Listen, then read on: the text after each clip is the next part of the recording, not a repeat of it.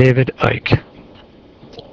Pretty well-known individual, pretty high profile. So therefore, some of you are having a hard time understanding that when I outed him for being Sir Richard Branson, you had a difficult time seeing it. So I'm going to show you some solid evidence, some solid proof. Not only do they look alike, and not only do they match the facial landmarks, but they sound alike, and they have another common bond between them both that I think you'll find pretty interesting. They would be 6, 7, 8 foot tall, and I would be able to. Well, Steve regains the lead, but Alex wouldn't let him get away, and in frame 6 they were all square again. And remember, it's the best. They would be 6, 7, 8 foot tall, and I would be able to. A guy came to me at the break who'd been on. They would be 6, 7, 8 foot tall, and a much more anxious America, a more fearful America, and certainly walking around New York City with the protests. Giant corporation is that each of those companies are relatively small in their sector. They're hungry. They've got people running them who've got a stake in the company, we're the native. So in addition to that, he is a Sir Richard Branson, so he's loyal to the Queen.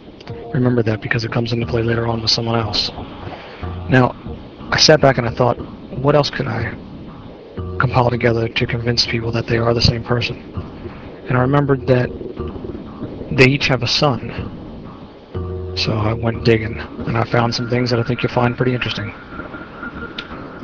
So I wondered, what does this son do? He plays in a band. How convenient.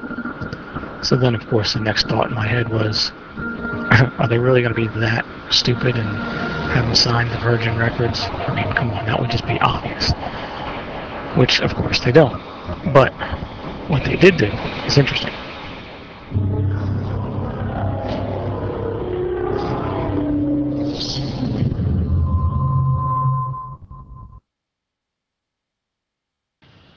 Yeah, so they have him doing some commercials for Virgin, but that's not all. Now, remember when Branson did the space adventure, partnered up with Google, and he had the contest to see who would go into outer space? Well, check this out.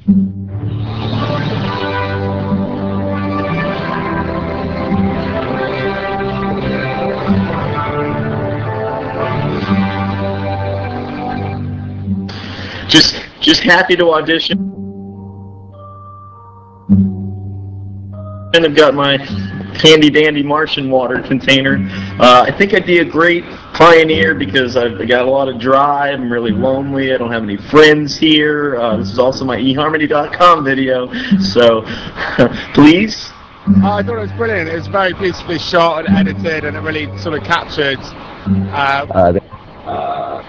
what the essence of India is sort of about. For me, I've been a few times, mainly to Goa, but I've been to Kerala once before, and it's a beautiful place with amazing culture and brilliant people, and that sort of managed to capture the essence of what it's about.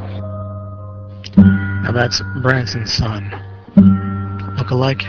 Yeah, they do. It's the same kid. So now you got some proof there that David Icke is Richard Branson. Solid proof.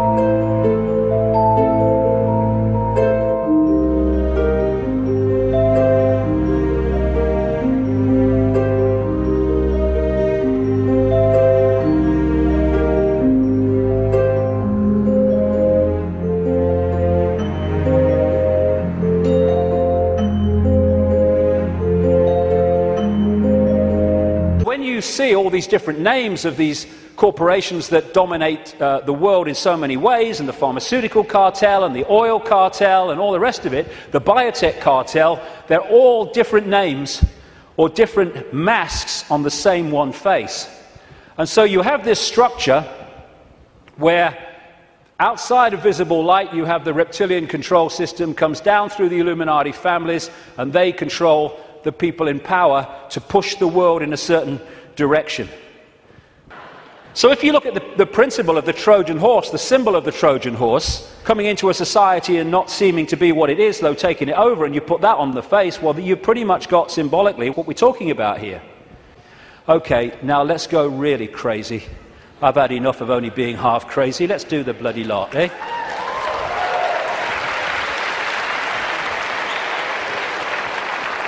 I was writing this latest book, and I sat down one morning. I've had one or two thoughts about this before, but they've come and gone. But I sat down one morning at the computer to start writing, and it was like, I've had this so many times in my life, in the last 20 years. It was like an energy field descends upon me, and suddenly I just knew the moon was not what it seems to be. It wasn't the heavenly body, the natural phenomenon that we believe that it is. The moon matrix is a broadcast frequency coming from the moon, which has in effect hacked in to the human body computer and to the virtual reality universe in general, and has created a sub-reality within the wider virtual reality. Because, I keep saying it, but it's important, we see the moon as physical, but actually its base construct, like everything else in this reality, is waveform information. And I would say, and of course I think this is going to become more obvious as the years pass, I would say the moon is actually not just what we've talked about so far, but it's an interdimensional portal through which entities and energies can come out of one reality through into this one. It's their means of entry. Its position, so perfect, as you'll see if you read not just my new book, but Who Built the Moon, its position in relation to the moon and the sun is so perfect because that has an effect on creating this sub-reality.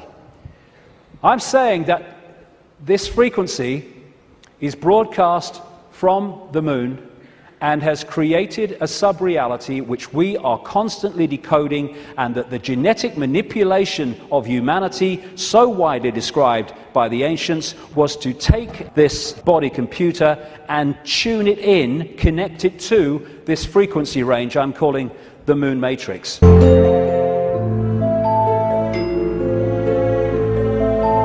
Who Built the Moon? By two researchers who've written other books. Talking to some of the insiders that I have over the years, and talking to other people who've done the same, this guy, Isaac Asimov, some scientists, this is what I'm saying, and others have said, NASA scientists said the moon, Morris Ewing, Frank Press from a guy called Gordon MacDonald, he said of the Earth, and this guy from MIT said, a NASA scientist said, Ken Johnson. These two Russian scientists from the Soviet. So when I read Arankredo Mutwa, what the two scientists said about Dr. Harold Urey, the two Russian scientists, and as this scientist said in a new book, I then call the Oracle in South Africa, Credo Mutwa. This guy, Don Wilson, wrote, there was a series of people who spoke at the National Press Club in Washington.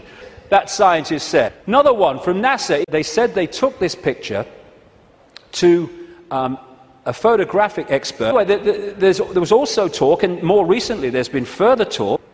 This guy said, a guy called Alexander Tom, Neil Haig's, this is a new scientist. I met this lady, Carl Sagan, there's a guy called Carlos Castaneda, Don Juan Matus again, George Orwell's 1984, and Aldous Huxley's Brave New World. And some researchers suggest, they may well be right, Zulu legends.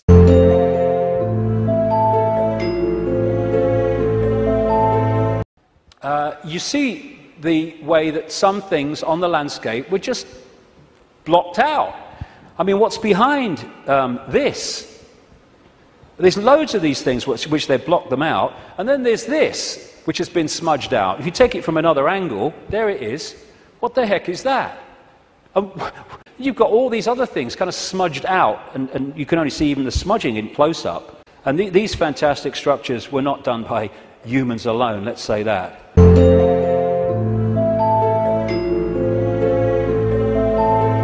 the Death Star in Star Wars.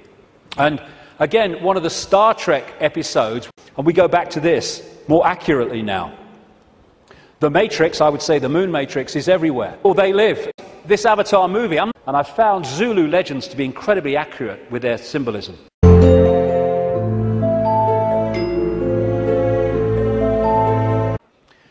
Zulu legends also say that the Chitauri threatened to move the moon if humans didn't do what they said because of the devastation that would cause.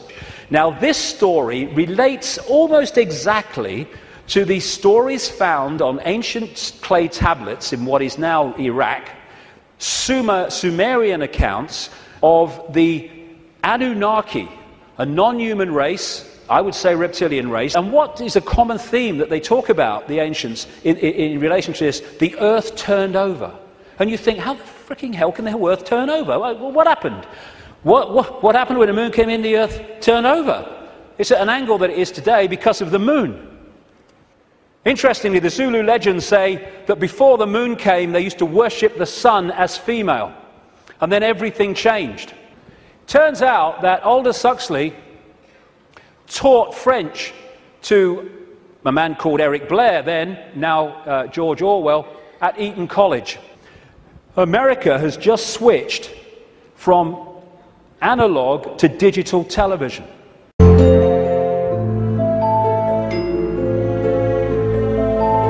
The moon's bigger than Pluto. One of the anomalies of the moon, which the craters are pretty much of universal depth. So what virtual realities do is they basically hijack the five senses and get them to decode the information in the computer game and take it into reality. Even by its very position, the moon is fundamentally affecting human behavior and human perception, because the moon is affecting the Earth tilt, the Earth spin, affecting the Earth oceans, therefore it's affecting us. We're 60-70% water, we must be affected by it.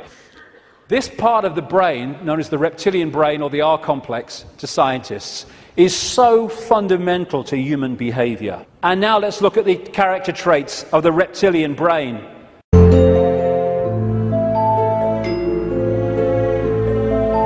These mathematical, geometrical connections only apply to these three bodies in the solar system. This base vibration from the black holes goes through this cycle and it elicits different information in the form of photons from the suns, which we decode, and the reality changes. We go through different epochs.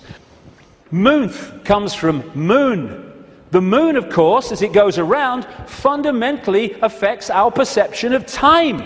How do you control all the fish at once? You control the sea they're swimming in. But these bizarre stories that are bizarre to our reality, I've been told all over the world by people from all different walks of life, people in the Swiss banking system and all that stuff. So you get people, especially in these bloodline networks, who have got more money than they could spend in 100 lifetimes, but they get up with the sun every morning to go and earn bloody more. Terrorism! Ah! Global warming! Ah! Swine flu! Ah! The economy, ah! I don't look like her, ah! I don't look like him, ah! This man, Ted Heath, oh my goodness me. My goodness me. The children that guy has tortured and killed. And I've been saying this since 1998 in print, and he was alive for many, many, many, many years after that. And nothing happened. Why? Because it's true.